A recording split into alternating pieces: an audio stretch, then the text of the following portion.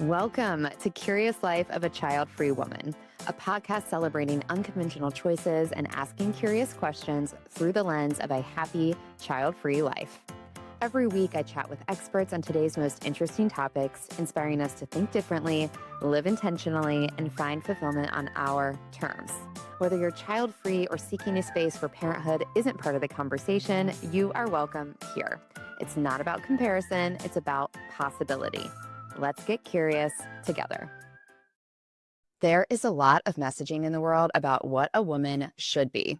One of the main reasons I started this show is to remind us that motherhood is not required to live a full, meaningful life, that even if we decide that the child-free path is right for us and we stand in that choice happily and proudly, that still doesn't mean we're free from those classic female tropes to be nurturing, self-sacrificing, always warm, kind, and endlessly available for others. Today's guest, Dr. Gertrude Lyons, has spent decades studying those messages and helping women unravel them. She's a transformational coach, TEDx speaker, and the author of Rewrite the Mother Code, where she invites us to question the roles we've inherited and explore new ways to lead, create, and live from our inner center. This conversation is not about becoming a mother, of course, but it is about building a life rich in meaning, care, and creative energy. Welcome, Dr. Lyons. Oh, thank you so much, Emily. It's an honor and blessing to be here today. Thank you. We're blessed to have you. And I'm so excited to explore this topic. When we were first put in touch, I saw the title of your book, Rewrite the Mother Code, and I thought, this is interesting that somebody who really knows both of us has put us together. And this person knows that I'm not a mother. Like, what is the connection here between the two of us? And then the more that I started exploring this concept and the topic of your book, the more excited I was for this conversation. So, can you start by telling us, what is the mother code and how does this relate to all women? For sure, for sure. Yeah, so the title's Rewrite the Mother Code because the Mother Code is everything, even what you just said in your intro, all the tropes, all the wiring, all the things in our culture, our extended culture, but our family cultures and how we were raised about what mother means, what motherhood means, what it means, how you're supposed to do it, and even, what your experience growing up was supposed to be, right? So it's all those external forces telling us how to do it, how to even think about it, and, what's right and what's wrong. It's very dualistic in that way.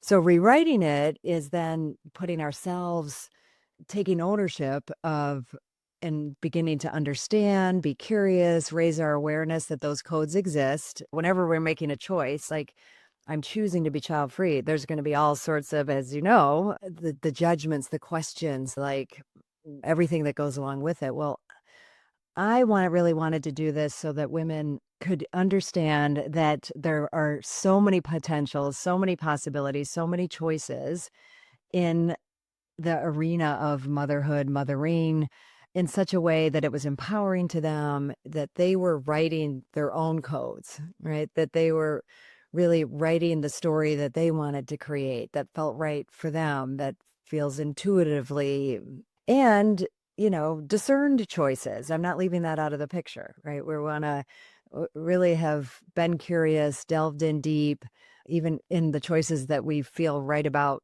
and we're headed in that direction, still doesn't mean we can't dig into them, right? And kind of where they came from. Then we have, gosh, the sky's the limit potential in what that can look like and what it is. Also with the awareness that when you're making choices outside the norm, right? And what's still, very strong in our cultures, that we need some internal reinforcement. We need to do work on building a strong core sense of self to stand in those choices. I cover a lot of ground in the book, but I'll stop there and see, because obviously I could keep going and we're going to have a whole conversation about it. That's right. Right. Yeah, So much to dive into. right. Let's start with that idea of norms, because this is something like living the classic, traditional, conventional life. I am a person, I don't know why, but as long as I can remember, I want to go against that. There's a part of me that wants to be against the grain. If somebody called me basic or average or generic, that would be like a dagger to my heart. I don't like the idea of being just like everybody else. And yet, when you actually do make choices that go against the grain and are a little unexpected in society, there is a judgment that comes with that, or some unwanted questions, some assumptions. And it's not all fun and games anymore, to just be distinct and unique. So let's start with, like, what stories do you see that women inherit the most? You mentioned some of these tropes. I want to understand kind of what is going on. What is the norm expectation Sure. that you see most women internalizing? Well, and one that I think, is very centered around your work that I see a lot with women in the whole spectrum of childbearing or choosing children is that that's what you're supposed to do, right? Like your purpose, a woman's purpose on earth is ultimately fulfilled if she marries and has a child and cares for that child. I mean, as sad, as upsetting as it makes me, it's new. This is a fairly new choice that we even get the choice, let alone without serious consequences, right, to ourselves and to our well-being. So to see that play out with women, and it was something that really drew me to want to explode that particular one, right? And really, if we could get rid of it forever in an instant, I would love to, because first of all, our only purpose on earth, but I've come across so many women who believe that, women who have built businesses, have beautiful careers. If you ask them, do you love your life? They'd say, yeah.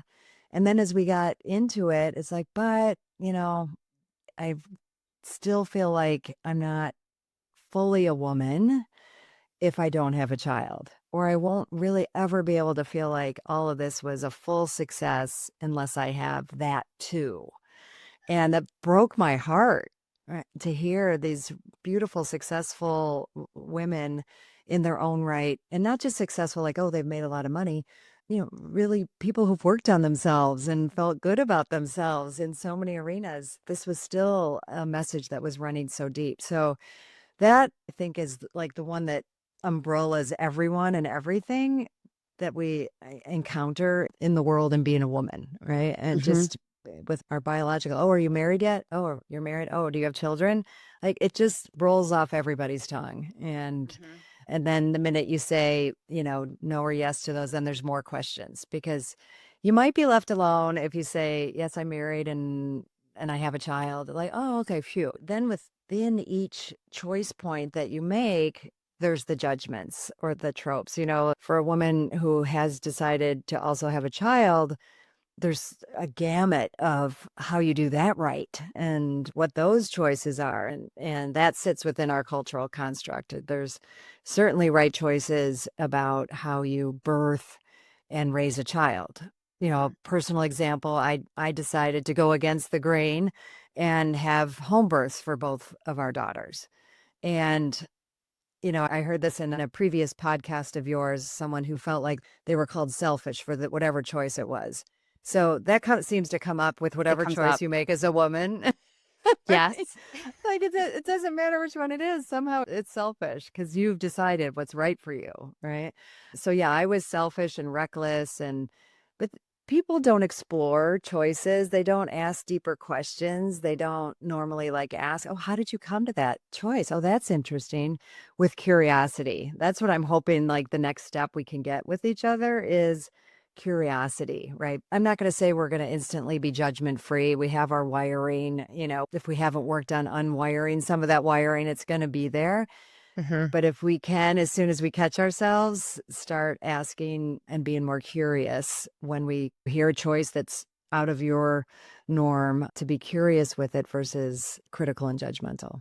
So I know that took us a little bit in a different direction, but some of it is that in so many of these arenas for women, we compartmentalize ourselves. One of the mother codes I put in there is if you do decide to have a child or whatever kind of arena you put yourself in, you're going to have instant friends in that arena. Like, oh, instant besties, because now, I've either chosen to have a child or even if I haven't, I'm going to be besties with all of them.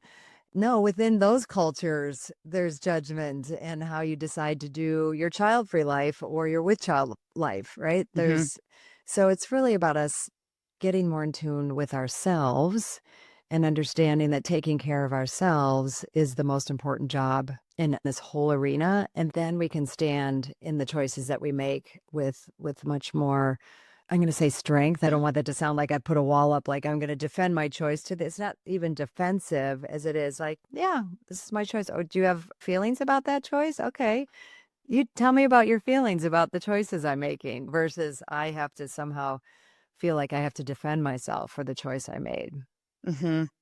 I like the phrase unshakable. Like sometimes I think about that, getting to a place where you can make a choice. And what I mean by unshakable is not that we're like impermeable, but if somebody comes at you with an opposing point of view or a judgment, it doesn't mean that we have to go on the defense and say, no, you don't get it. My choice is better Mhm. than yours. It's not that. That just perpetuates this back and forth that I don't think accomplishes anything. But just being Right. able to be truly unbothered when somebody does say something. And I do think that's important. Like, as you said, yes, I would love to get to a place. And I think one day we can, where we diminish some of these assumptions and these things that are put on women. But if you're waiting for the day that people don't question your choices, I don't think that day ever comes. I mean, we all know No. the thing that like you're single and it's like, when are you going to get a boyfriend? You get a boyfriend. And we're still talking about like the classic straight trope, I think, that Yes. it's not Totally. necessary.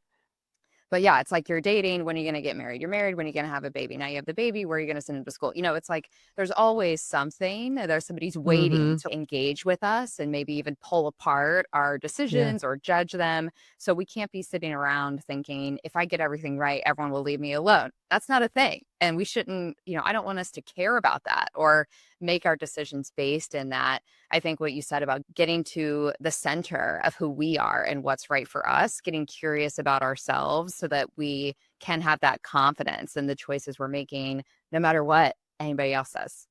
Yeah. Here, here. Well, and I love that you use the metaphor of a tree, right? Like that unshakable, because a tree bent, like they withstand a lot. And the environment that they're in, they have capacity to like withstand winds of incredible amounts. Mm. And some of that is because they have a strong core, right? Like that's the core is strong and it allows it to bend with the judgments or the naysayers that come our way. So I like thinking about that as the wind that we may shake, but we're not going to break. I think Hmm. is, it's not going to break us. And I also like what you said because sometimes it's, oh, I have to defend that choice. Or I was very susceptible to if this was an authority, oh, I've gotten really clear on this choice I'm making, but it's someone I respect. This stems from my relationship with my mother. And they say something contrary. And it's like, oh, maybe I'm not right. And I'll then question myself too. Right. So I might Totally. either just come out guns a-blazing with the defense or, geez, I don't know what I was thinking. This can't be right. And it's both of those are so sad. It is sad and it's so real. I mean, you raise a good point there. It's a little bit easier if somebody trolls me on, which has happened, and it says some crazy comment about me on YouTube. That doesn't really bother me because I think like, oh, this is the best thing you have to do with your day. I'm not interested, I put no thought into that. But if somebody whose opinion I really value or a very close friend or relative or something, if they say something challenging me, that is a different story. I do have Mhm. to, pause and say, wait a minute, what does this mean to me? Am I not seeing something that they're seeing? I think we all want to be self-aware and continually open, curious, as you said, and learning. So, Mhm. yes, it is a sliding scale of kind of protecting what we know about ourselves and helping people take Yes. us for our word when we make a choice that we feel good about. And also knowing that we don't know everything and things evolve, we evolve, being open to that. It's kind of a duality that I think seeking to balance. Yeah, 100%. Okay, let's talk about selfish. I love that you brought up that word because I feel like it flies around women all the time. Some people, I have had the assumption that child-free people are selfish. I also know some child-free people who think parenting is selfish. Like it goes both ways. And I feel like it's very related to this idea for women to be self-sacrificing. Like Yes. the norm is for us to give so much of ourselves to others. I think women know this. Why is that? It's almost like if we're not self-sacrificing to the point of almost exhaustion or breakdown or whatever, then we're selfish because we're doing Hmm. something for ourselves. How do you think we got so ingrained in this idea of self-sacrifice related to just being a woman? Yeah. That's why the subtitle of my book is From Sacrifice to Stardust, a cosmic approach, because I know we have at least 6,000 years of this. It is very much a patriarchal construct, right? Like, oh, if we make them feel bad about themselves for not doing the job that we've now, instilled in them, that this is into them being women, that they're a patriarchal culture, or I also like to say just a male value dominant culture, right? This isn't just a men woman thing because we're all suffering from an overuse and over value of masculine values, right? So we just hold those above all.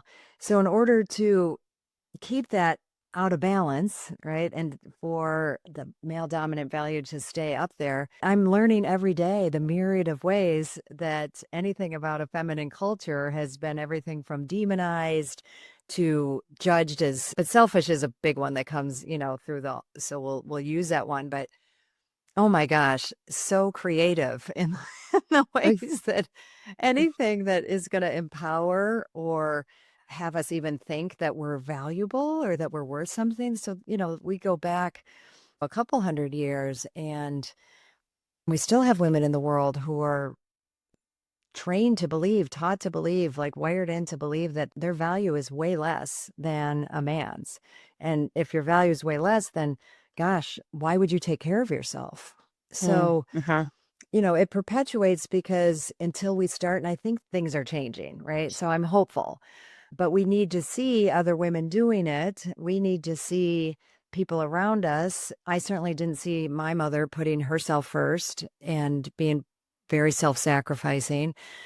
Same with my grandmother. And it's not like they didn't do some things for themselves, but they didn't think that they were valuable, right? Mm-hmm. That who they were and what they were doing in life was particularly of any huge value, let alone of themselves. So if that's still so pervasive in our culture and that's what we keep seeing and holding in these goddess cultures in before a really heavy patriarchal time, it was equanimity, right? You were valued for each of your gifts and what you had to bring. You weren't seen as dirty and unclean because you menstruated, right? You weren't have to be hidden away and, another morphed, degraded way that women used to be honored.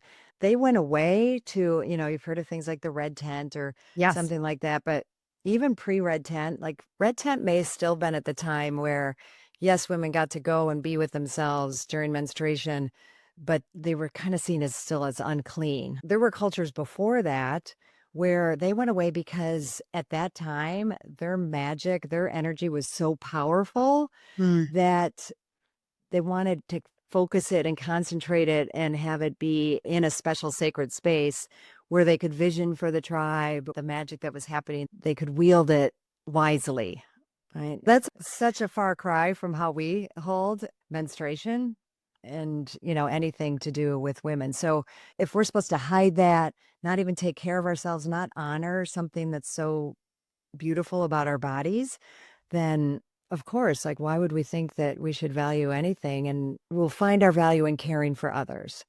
And I do think that's a beautiful part of feminine values, kind of, I'd say maybe a little more naturally wired in that we care and we care Uh-huh. holistically, and it's easier for us to care for others than it is ourselves. That wiring's been around, I think, a long time. So we've lost the fact that us caring for ourselves, at least on an equal level, I would say even more, actually benefits everybody around you. If it can benefit your employees, your friends, your family, if you have a partner, any close relationship, everyone's going to be better off if you're taking care of yourself. I feel like this is really the crux of this. Like, this is where the unlock happens at the systemic, societal level. when women are taking care of themselves, the power that we can ripple out into the world. And there's so much there in the history. I've done a little bit of studying of the history of the patriarchy, and it's always sometimes shocking and also hope giving that you realize what we consider to be the modern patriarchy is not that old in the history of all society. Like there were so many different societal structures before that, which tells me, okay, we had it. Maybe we could go back. But yeah, like the tools like shame and embarrassment around those topics, like you said, menstruation, so many other things that are just inherently woman that has sent us down this path. And I think it's all connected to that statement you said, the value we see in ourselves is how we take care of others. Like, how good is your job? How well adjusted are your children? How's your spouse? How's your house? How's your, all these things that we're sort of responsible for. Like, those are the things we rest our value on versus seeing our impact on this world as just being a happy, well adjusted woman. And what can she accomplish? I feel like the world has no greater power, than that. There's data. I'm sure you've seen this too. There's data around what happens when women have money and how women use wealth differently to So build differently. structures that benefit others and that have a ripple effect of positive impact and community building and social services, and that nurturing kind of caregiver side of us, which sometimes I want to rebel against because I feel like, don't tell me I have to be this kind of person. But also in reality, I do want to give back. I do want to care. I want to show care for the causes that are important to me, for the people in the world that I see as valuable. Like, I do want to be a tactically, tangibly caring person who has an impact in that way, but I don't want to do it at the detriment of my life or like at the sacrifice of myself. And I feel like we need help merging those two pieces. I think that's such a great point, Emily. I love that you recognize like some of my pushback on the being nurturing and caring is just because it's like that's how you're supposed to be. That's what we'll value about you versus the warrior woman, the Mm, one who can kick ass. That's why I love different depictions of the divine feminine. It isn't, just Mother Mary or Kuan Yin and their compassionate, you know, pure, that gives quiet. kind of just this Yeah. quiet, nurturing self, which, by the way, I really don't believe is the true Mary Magdalene or Mary of reality. Mhm. But, Christianity took it down that road and even Kuan Yin. But, you have Kali who's like severing the heads of those who are not, in the light or threatening something that is meaningful to her. Right. And that fierce mama bear Mhm. part of us, that warrior, however we want to put it. But I think the difference is what you said, which is we spend money for the greater good as much as ourselves. But first, take care of ourselves, make sure we have what we need. But we're not just going to hoard it and try to build an empire that we can compare with Susie next door's empire. The part that I do like that's ingrained in us, and I think more natural is, oh, like if I share this, everyone's going to benefit, right? And that's like you said, there's plenty of data now and statistics of a more balanced board of directors or heads of companies.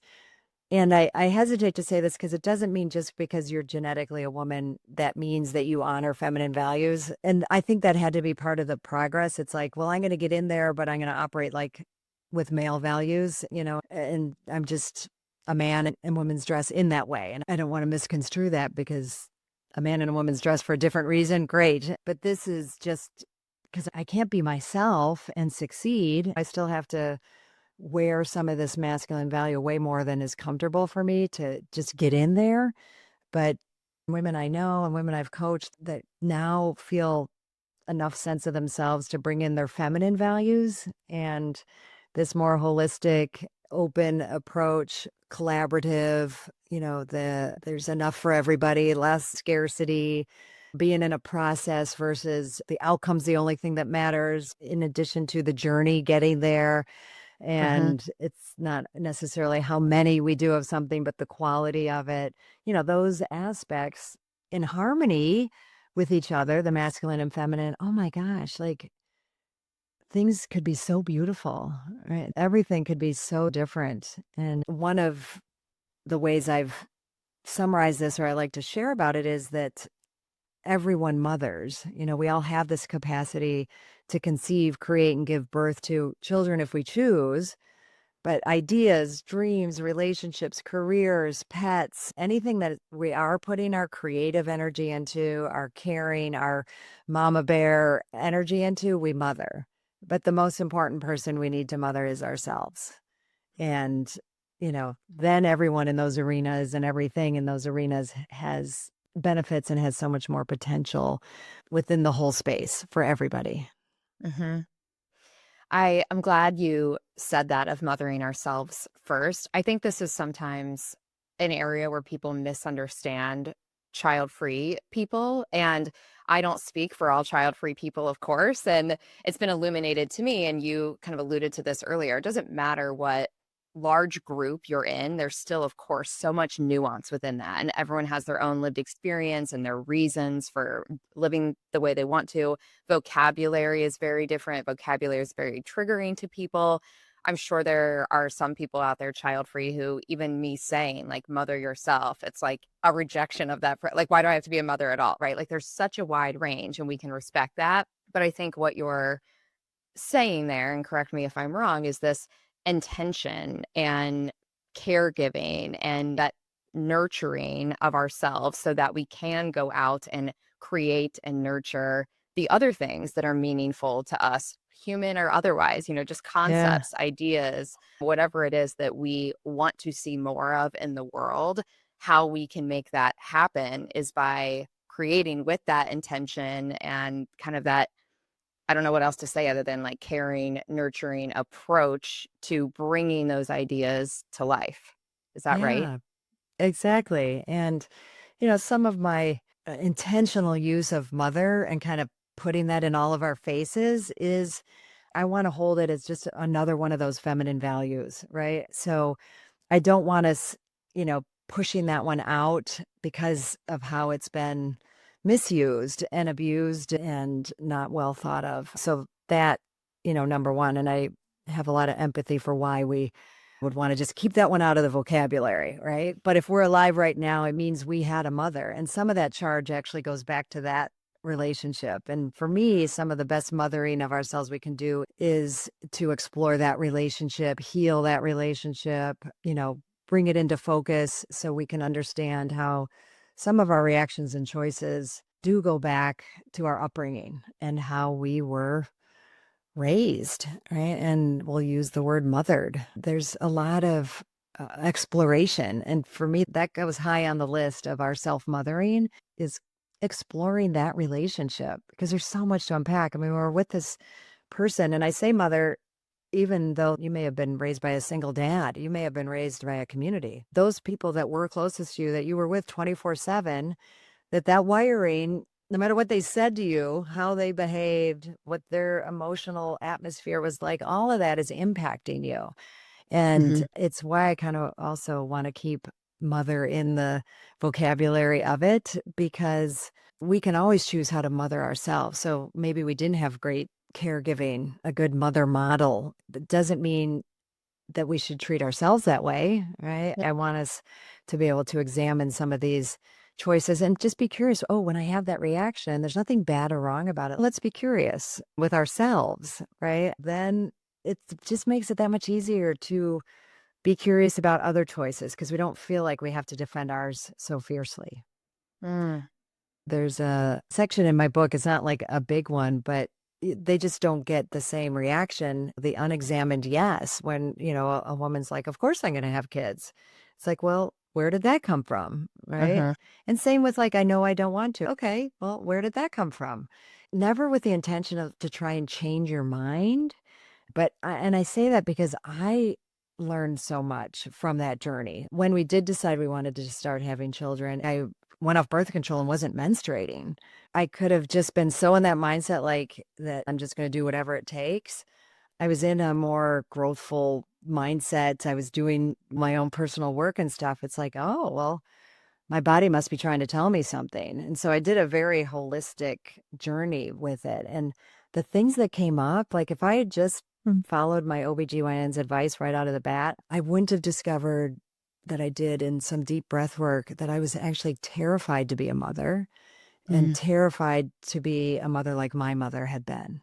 And that was, a really deep emotional, like, felt like it just came from a very deep subconscious place that I Mhm. wouldn't have touched, had I not extended the journey, like been on more of a process with it without just the ultimate result. That sometimes it takes more time and it can be uncomfortable and painful, but I am always encouraging us. It holds true in any choice in life. We're just looking through this lens at the moment that we can discover so much about ourselves.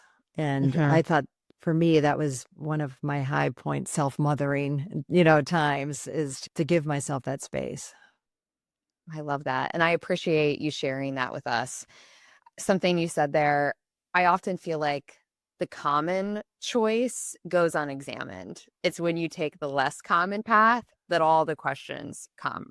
And I can Hmm. speak firsthand, at the gynecologist, right? In one of those environments where I know lots of friends, of course, who go to the gynecologist, and it's like you get to whatever age and they say, like, are you planning to have kids one day? Yes. Okay, great. So, like, here's what to think about. And then things just roll on.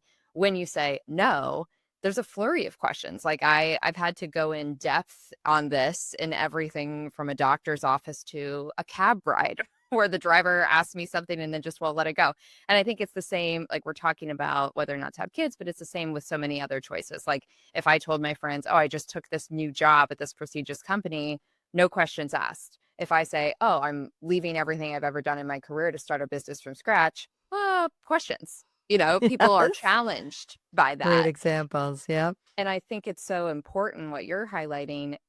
It's our responsibility to examine that choice, whether we're taking the path more traveled or the path less traveled, that doesn't really Mhm. matter. It's more about our own deep, deep curiosity and understanding of why we're drawn to this and pausing to make sure that feels like the right thing and leaning into that Mhm. instinct, which often does bring up a lot of stuff because we don't talk about decision making in that way that much in society, just like it did for you, where it was like, whoa, Yeah. like you just had that knee jerk reaction, like, yeah, we want kids. And then, you ended up in a place where you're challenging things and thinking of things you maybe didn't expect. I think that's a beautiful way to live, even if it does take us longer or maybe takes us somewhere we didn't expect to go. Ultimately, I think that unshakableness, like that's how you get there. Yeah. I couldn't agree more, and as you were talking, I was thinking about, some of the people I've coached or couples that I've coached that we think that deciding to have children because it's so common in our culture is the easy choice, or we think like, "Oh, it'd be so much easier to choose not to have children." None of them are easy choices, right? Life has its pain, life has its challenges, and sometimes I think people just go along with it. I don't know if you have ever come across, I'm forgetting her name, I'd have to look it up, but she wrote an article and then a book on women regretting motherhood. Not Mm, just ambiguity, but like women, she was in Israel. So that was, we're culturally similar to here. I don't know if it's more so or less so, but you got married and had kids, right? But finding women, herself, I think one of them, who flat out declared that they regretted having children, that they went into it because it was what they were supposed to do, blah, blah, blah. But what I thought was interesting about it, and this woman, I mean, you said you have the people stalking you or whatever. She received death threats oof. for even talking about that a woman could regret having it's like saying, "Oh, I regretted having that job for 10 years." Like, I understand it's children and it's people, but all of them were like, "I still love my children." And it's so hard for our minds to imagine that we can have both of those feelings, right? That we can both True. like, "No, I think I was a person who really should have like gone that way."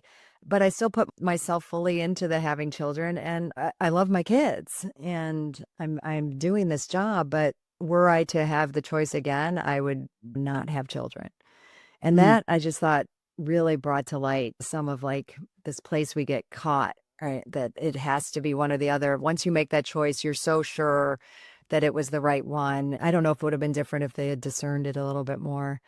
And a couple that I hold really dear, they couldn't naturally have children, but then made the choice to not pursue all the ways that they could have still had a child in their life. Hmm. Adoption, fertility, the whole thing. And I love working with them because they come up against the things they come up against, right? Because I do work with a lot of parents of children, but it's like, oh, it's just always so cool to me to see, like, we're all just in our lives making choices. And yes, it's hard to be in this environment as a child-free couple and friends that have dropped them or they're not included as much and, painful things that come up for them, just like the painful thing, and not just like, but painful things that come up around the friend groups of the people all in their mothering, of children, just to see we're all, and that's why I want us all to like get along, right? And I don't mean it like quite so simply, like, but to be on the same team, and especially women, right? Like, Hmm. gosh, imagine the beautiful support we're missing out on from each other because we're still locked into feeling like we have to defend our choices so much and judge others for theirs instead of like, oh, wow, like you're doing this and how we can each help and support each other in from our unique places. It's where I think we're starting to head. And I love what you're doing because you're carrying and nurturing this message and bringing it to light and mama bearing it, into the world. So I think it's beautiful. Thank you. I appreciate that. And I think your work is beautiful too. And let's talk about where we're heading. I have that same optimistic, I have said out loud before when something happens, can't we all just get along? And I know it makes me sound like a 12-year-old Pollyanna or something, but seriously, how different are we? When you really, really strip things back. So tell me, where do you see this going? Like, we've kind of alluded to the fact that maybe things are improving in some areas. I think it kind of depends on the day and what your algorithm is showing you. Some days I feel like, wow, like we're really headed in the right direction. And then other days you feel like, wow, we've gone back 100 years. It's hard to kind of emotionally manage. Where do you think we're headed on these topics and kind of bringing women together as a start and then rippling that out Mhm. into society and maybe affecting the womanhood role and how we all embrace that? Yeah. Well, I think we are headed in a direction that what we're talking about is possible, right? That so many more women are talking about it. We have so many more vehicles, like your podcast, what we're sharing here today, the work I'm doing that's trying to Hmm. broaden our thinking and expand our thinking to include more, even though yes, it feels like we took some steps forward and now we're taking some steps back and we can start to feel hopeless. One of the things that always feels really hopeful to me is like women are amazing. Like when I look at like what we've been through during particularly this reign of patriarchy, we were valued at the level of cattle. We were bought and sold and just trained and taught to believe, and we've never let it really fully take hold, right? Like we've even amidst like a very overpowering, and I just find that so hopeful about us that no matter what, I think there's love in both masculine and feminine values, but I don't know. I feel like this love, like it just permeates, it just wins in the end. Love that. Where it may not look how we thought it was going to, or may not, and it'll continue to be a challenge. But so in the broad sense, I believe that this equanimity, that this seeing that, wow, this really is going to work. It may take us getting in even worse shape than we are to, okay, we'll try this masculine feminine balance thing because it looks like we really are going to tank, and hopefully it's not too late, but I don't think it will be. That will allow us to see that this is something that everyone can benefit from. So to me, what that takes in the moment, if I'm working on this within myself, if I'm catching myself and my own judgments of other people's choices and doing the work to like look at what that means for me, like it has to start with me, and it has to start with me taking on that and being willing to be more of a voice, writing a book and starting a podcast. I have more of an introvert sway, what we can, and within our atmosphere, within our friend groups, our company, or wherever, the more we can practice holding these potentials and possibilities for ourselves, I just get really excited thinking about it. Like it's going to happen. It will happen. It's a beautiful segue into my next question, which is what can we each do now? Like if we're listening to this and we're thinking, okay, yes, I want there to be more of a balance in society. I want women to own our choices, no matter what choices we make, and also have acceptance of those choices within everybody else and all the stuff, this kind of beautiful future that we want to imagine. What is something that we can all do right now this week to make sure that we're playing our part in the path to get there?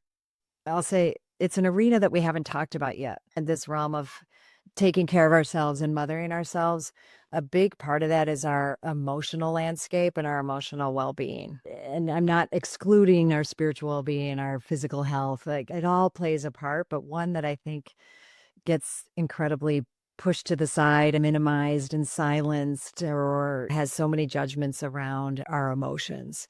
And I think that's something we can start tuning into like today. Now it doesn't cost us anything. And obviously you can work on these things as deeply as you want. But if we want to start something today, if I can start being in relationship with my emotions, being okay to express them, learning how to do that responsibly, then that's how I can take care of charges that come at me in my life, or like when I'm triggered, or, someone comes at me with that really judgmental response. I need to know and understand and be in touch with my emotions. So the quick thing we can do to start doing that is a few times a day, just stop for a moment and say, what am I feeling right now? And that can take a second, right? And I like to keep it simple, even though I don't care what you name, if it's close to an emotion, but if I can hold it to some primary emotions like fear, hurt, anger, sadness, and joy.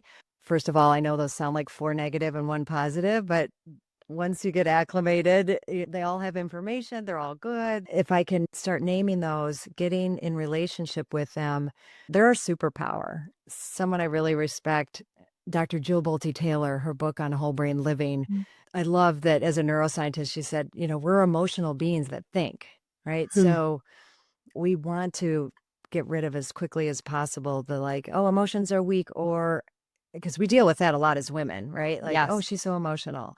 Oh, that angry bitch, And men have their own to deal with. They're not allowed to be afraid. They're not allowed to be sad. Like they have the ones they're not allowed to be.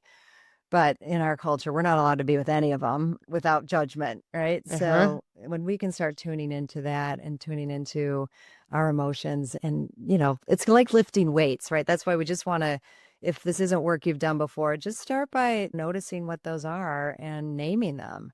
Because I don't want to just come out and say, tune into your intuition. That has so much related with our emotions that can get a little funny itself. So superpower our emotions and have fun with them, play with them, acknowledge them, and have them fully whenever you can. It's part of our physiology, and like pipes that get clogged, like that's not a good thing. It's backups and blah, and that's why stuff just spews out of us. And we're like, oh, where'd that come from? Because we haven't been just kind of letting some of the flow go and keeping them clean and clear. That analogy is super helpful for me because I do think we have so much conditioned judgment around being emotional or letting our emotions show. I've certainly been in rooms or meetings where I'm like biting the inside of my cheeks just to like not show what I'm actually feeling because I thought that was wrong to do or unprofessional or weak or Mm-hmm. whatever. And when I think about that pipe analogy, that not only are emotions part of all of us. They are a wonderful thing. And the more that you can let them flow, embrace them, understand them, like it's kind of like a well-oiled machine as a person. I love that. Yeah, exactly. And sometimes you might say like, okay, no, I'm having these feelings. Maybe right now isn't the place to like have them fully, but don't worry, honey, we'll have them later. Like you Uh-huh. want to tell your system, like, I get ya, I hear ya, jot it down a little bit and do come back to it and give yourself that space because it might not be safe at the moment.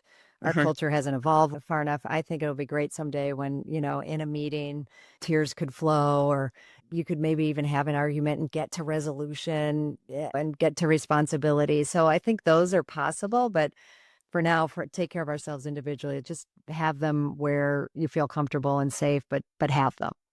Mm, beautiful, beautiful advice to leave us with. Uh, for everybody who has loved learning from you and wants to learn even more, tell everybody where they can best connect with you.